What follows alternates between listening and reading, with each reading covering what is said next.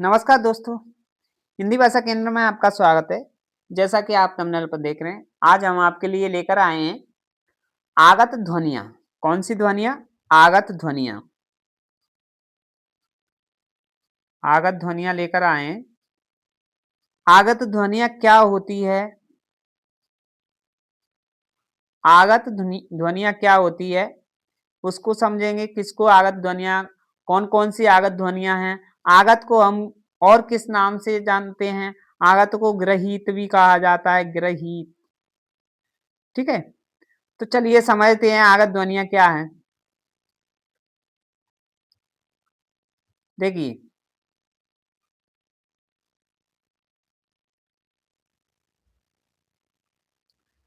ग्रहित या आगत ध्वनियाँ। तो ग्रहित या आगत ध्वनियाँ जो होती हैं हिंदी में अरबी फारसी तुर्की के बाद आ जाने के कारण आने वाली ध्वनियों को जो व्यंजन बनाए गए हैं क, ख, ग, ज, फ आदि, इन्हें आगत ध्वनि कहा जाता है। सीधा सा इसमें इसका अर्थ क्या है? अरबी फारसी और तुर्की, इनके बाद इनके जो शब्द आ जाने के कारण आने वाली ध्वनियों जो व्यंजन बनाए गए हैं, क्या बनाए गए हैं? व्यंजन। तो उनको क्या कहा जाता है? आगत ध्वनियां कहा जाता है। आगत ध्वनि को और किस नाम से जानते हैं अपन? ग्रहित के नाम से भी जानते हैं। ठीक है, किस नाम से? ग्रहित के नाम से। देखिए, इसमें ग्रहित ऐसे ही लिखा जाता है हिंदी में, ऐसे नहीं लिखा जाता है, ध्यान रखना। ऐसे नहीं लिख सकते, ग्रहित नहीं होता। ठीक है, ये क्या होता है? अशुद्ध होता है। ठीक है, ध्यान रखना, ग्रहित होता है। ठीक है, तो देखिए, हिंदी में अरबी फारसी तुर्की आदि के शब्द आ जाने के कारण आने वाली ध्वनियों के लिए जो व्यंजन बनाए गए हैं वे क, ख, ग, ज, फ आदि, इन्हें आगत ध्वनियां कहते हैं। आगत ध्वनियों को और किस नाम से जाना जाता है? ग्रहित के नाम से जाना जाता है। ठीक है, अ का प्रयोग अंग्रेजी शब्दों के लिए होता है। एक बात और, अ का प्रयोग किसके लिए होता है? अंग्रेजी शब्दों के लिए होता है। अब आपने अंग्रेजी शब्द देखे होंगे। देखिए, कौन कौन से अंग्रेजी शब्द आपने देखे होंगे। Sorry,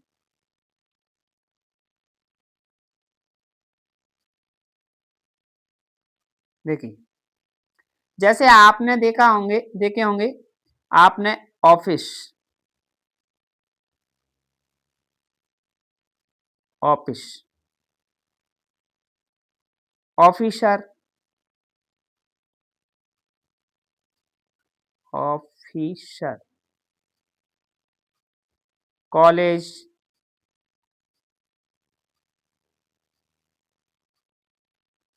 knowledge. तो ये सभी शब्द कैसे हैं? अंग्रेजी के शब्द हैं। कैसे हैं? अंग्रेजी के शब्द हैं ये सभी। कैसे शब्द हैं? अंग्रेजी के शब्द हैं। तो अ का प्रयोग जो होता है, अ का प्रयोग जो होता है तो कैसे शब्दों में होता है? अंग्रेजी वाले शब्दों में प्रयोग में करते हैं। ठीक है, अब देखिए आपको इसमें कॉलेज, नॉलेज, तो क प्लस ओ, ओ। ठीक है, ऐसे ही इसमें लगा हुआ है न, न प्लस ओ। ठीक है, आधे क में ओ जुड़कर नॉलेज हो गया। ठीक है, यहां तक समझ में आया? और देखिए,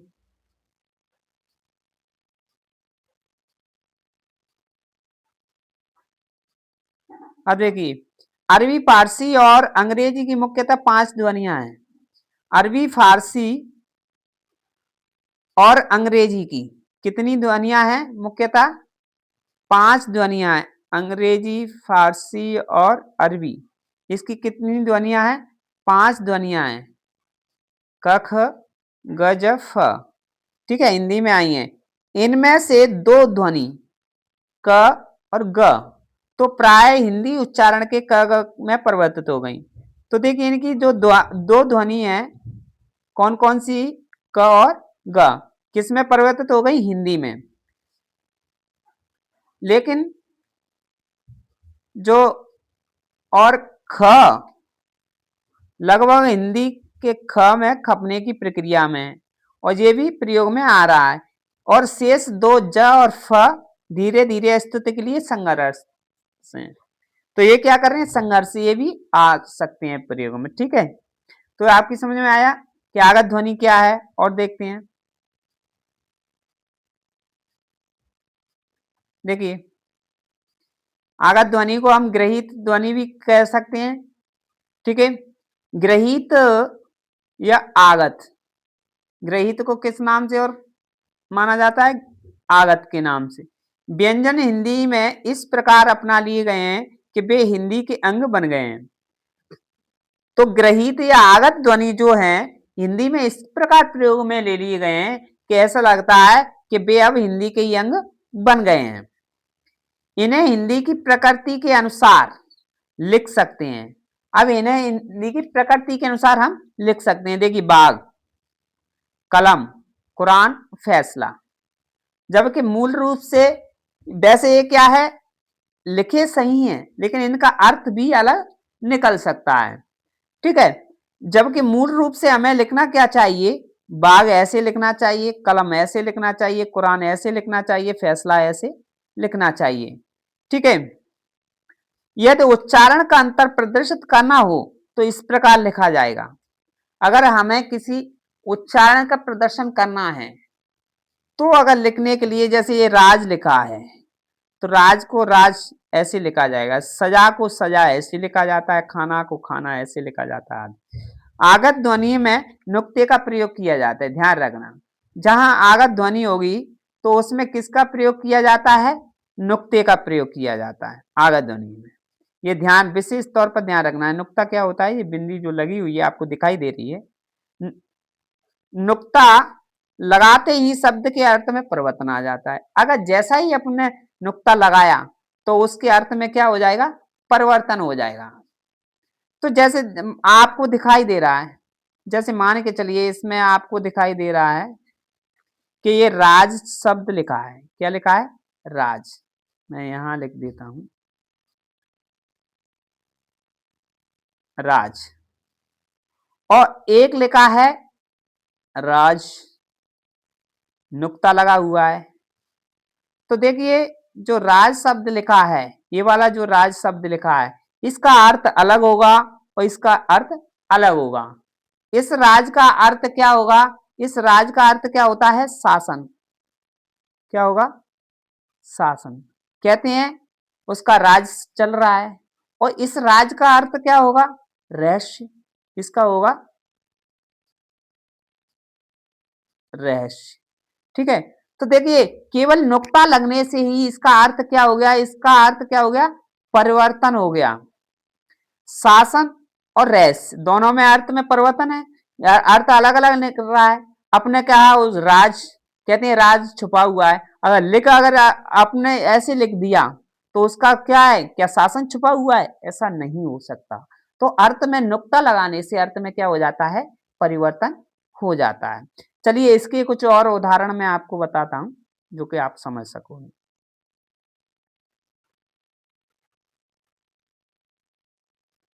देखिए अगर हम नुक्ते का प्रयोग करते हैं तो अभी मैंने बताया राज का अर्थ क्या होता है, राज का अर्थ होता है रहस्य। क्या होता है, रहस्य। इस राज का अर्थ क्या होगा, रहस्य।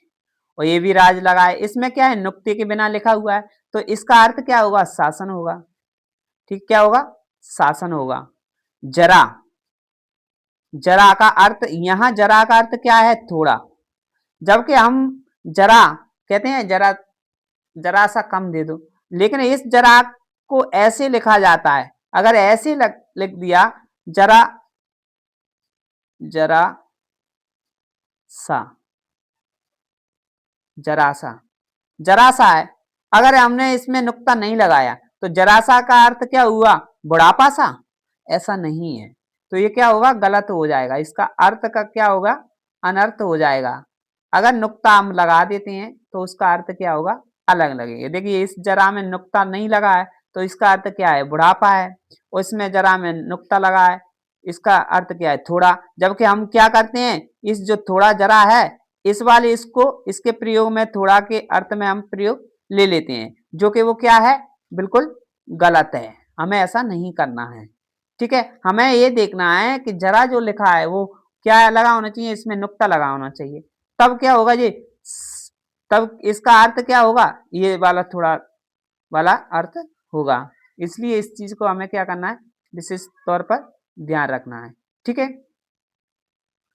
तो यहां जरा, जरा और जरा में कितना अंतर है, जरा और जरा, यानी जरा थोड़ा और जरा बुढ़ापा को कहते हैं। अब बाघ, अब देखिए आपको दिखाई दे रहा है बाघ, जबकि हम क्या करते हैं, जो बाघ होता है उसको हम इस ऐसे लिख देते हैं, इस वाले बाघ को हम, इस वाले बाघ का अर्थ क्या समझते हैं, इस वाले बगीचा अर्थ निकाल लेते हैं। इस वाले बाघ का अर्थ हम क्या निकाल लेते हैं, बगीचा निकाल लेते हैं। जबकि ये क्या है, ये क्या है, गलत है। क्या है, गलत है। इसका हमें इसका अर्थ ये नहीं निकालना है। अगर उसमें नुक्ता लगा हुआ है तो उसका अर्थ बगीचा होगा। क्या होगा, बगीचा होगा। तो इसलिए हमें यह ध्यान रखना है कि इसमें नुक्ता लगा है तो इसका अर्थ बगीचा है। अगर कहते हैं बागों में मोर नच रही है, बाग में मोर नच रही है, तो यहाँ बाग ग में क्या लगा होना चाहिए, नुक्ता लगा होना चाहिए। यहाँ नुक्ता लगा होगा तब इसका अर्थ बगीचा निकलेगा।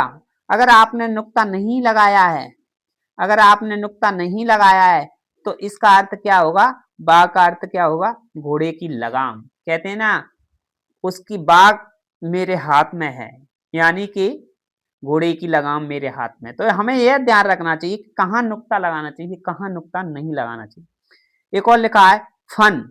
अब देखिए फन, इसमें नुक्ता लगा हुआ है और इसमें नुक्ता नहीं लगा हुआ है।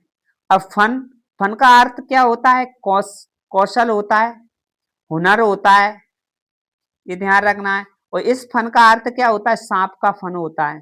तो हमें यह भी ध्यान रखना है, अगर नुक्ता लगा हुआ है तो इसका अर्थ अलग होता है, और अगर बिना नुक्ता के शब्द है तो उसका अर्थ अलग होता है। और देखिए एक दो उदाहरण और देखिए, फलक। अब देखिए फलक, फलक किसको कहते हैं, आकाश को कहा जाता है, और फलक लकड़ी का तख्ता। ठीक है, तो इस फलक में और इस फलक में अंतर है। ठीक है, ताक। अब ताक का अर्थ क्या है, दीवार का आला। दीवार में आला जो बना हुआ था होता है, जैसे आला चौकोर जो होता है वो क्या है, दीवार में। अब कहते हैं ताक। अब वो ताक, यहां ताक का अर्थ क्या है, ताक माने देखना या ताकना। कहते हैं वो ताक रहा है। अगर उसने इस ताक में क में नुक्ता लगा दिया तो इसका अर्थ क्या हो गया, परिवर्तन हो गया। तो इस चीज को भी हमें क्या करना चाहिए, देखना चाहिए। ठीक है, खुद, खुदा। अब देखिए आपने कई जगह देखा होगा खुदा, और खुदा के साथ में वो क्या लिखते हैं, हाफिज। हाफिज, खुदा के साथ में क्या लिख दिया, हाफिज। अगर उसने नुक्ता नहीं लगाया ख में तो ये क्या हुआ, शब्द गलत हो गया। अगर ये नुक्ता नहीं लगाया तो क्या हुआ, ये गलत है। कैसा है, ये गलत लिखा हुआ, अशुद्धि है।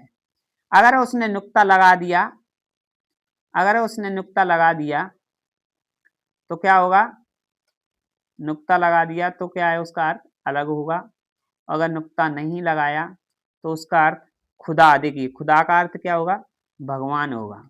क्या होगा, भगवान होगा। ठीक है, यहाँ खुदा का अर्थ क्या होगा, खुदा, यहाँ खुदा का अर्थ खुदा हुआ होगा। ठीक है, बेगम। अब देखिए बेगम, ग में क्या लगा हुआ है, नुक्ता लगा हुआ है। बेगम किसको कहते हैं, बिना गम का। और बेगम किसको कहा जाता है, रानी को। अगर नुक्ता लगा दिया तो इसका अर्थ अलग हो जाएगा, अगर नुक्ता इसमें से हटा दिया तो इसका अर्थ अलग हो जाएगा। ठीक है, गौर।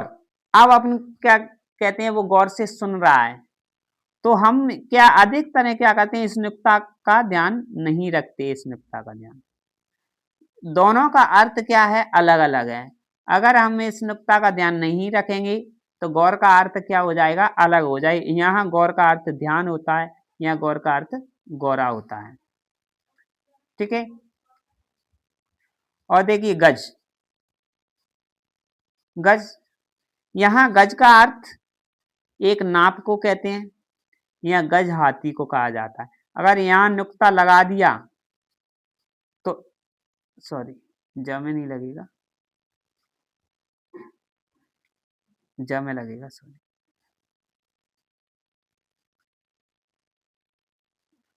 अगर हमने यहाँ नुक्ता प्रयोग में किया, अब इसका अर्थ क्या हो गया, एक नाप हो गई। क्या हो गई इसकी, एक नाप का नाम हो गया, नाप। और अगर हमने इसमें से नुक्ता हटा दिया, इसको नुक्ता को हटा दिया, तो इसका अर्थ क्या हो गया, हाथी हो गई। क्या हो गया, हाथी हो गया। ठीक है। तो दोनों का अर्थ क्या हो गया, परिवर्तन हो गया। समझ में आया?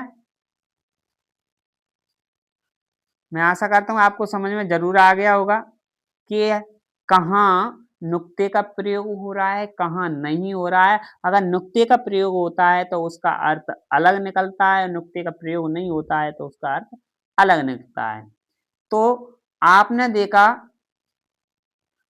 कि हमने इसमें क्या क्या देखा कि नुक्ता लगाने से कितना परिवर्तन कहाँ आता है, किस जगह, और ये कौन सी ध्वनि है, आगत ध्वनियों का प्रयोग। ठीक है। आगत ध्वनि कहाँ से आई है, ये कैसी है, अरबी, फारसी, अंग्रेजी वाली है। अ का प्रयोग कहाँ होता है, ये भी आपने देखा। तो मैं आशा करता हूँ आपको ये सभी जो अपने देखा, इसमें आगत ध्वनि देखी तो वो अच्छी लगी होंगी। तो जिसने चैनल को सब्सक्राइब नहीं किया है वो चैनल को सब्सक्राइब करे। आपको कैसी वीडियो कैसी लगी इसको कमेंट्स में ज़रूर बताएं। आपको वीडियो कैसी लगी ये ज़रूर कमेंट्स में बताएं। लाइक करें और कमेंट्स करें और शेयर करें। और जिसने चैनल को सब्सक्राइब नहीं किया वो चैनल को ज़रूर सब्सक्राइब कर लें। धन्यवाद।